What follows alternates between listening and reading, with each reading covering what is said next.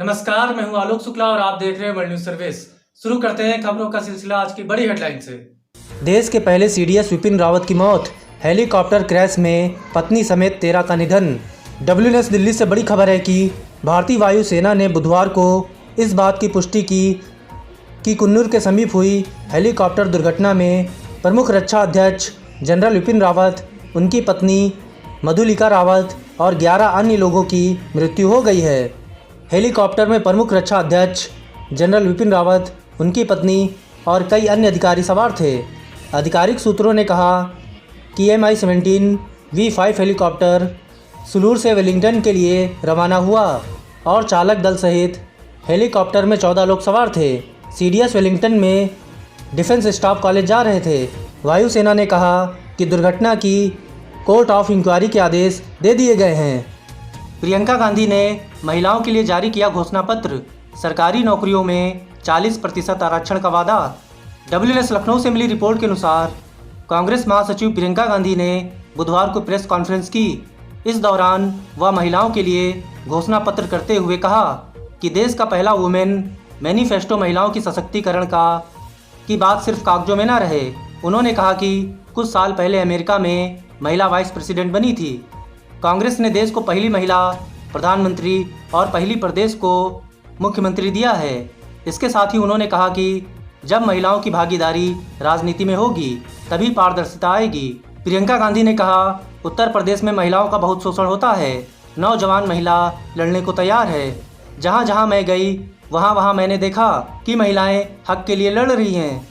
ये घोषणा पत्र महिलाओं के लड़ने के लिए है और हम महिलाओं को सपोर्ट करेंगे। CM योगी ने सापा बसपा पर साधा निशाना, कहा मायावती और बबुआ नहीं चाहते मंदिर का निर्माण। WNS लखनऊ से मिली रिपोर्ट के अनुसार उत्तर प्रदेश के मुख्यमंत्री योगी आदित्यनाथ एक दिवसीय दौरे पर मथुरा पहुंचे। उन्होंने मथुरा जनपद में 201 करोड़ की 196 विकास परियोजनाओं का लोकार्पण एवं विभिन्न योजनाओं के लाभार्थियों को स्वीकृति पत्र चेक वितरण किया। इस दौरान CM योगी ने जनसभा को संबोधित किया। उन्होंने विपक्ष पर जमकर निशाना साधा। उन्होंने सापा बसपा पर निशाना साधते हुए कहा कि जब जनता की जान खतरे में थी तो उस समय पार्टी के नेता होम क्वारंटाइन थे और चुनाव आते ही घर से बाहर निकल पड़े। विरासते खालसा पहुंचे CM चन्नी, किए बड़े ऐलान।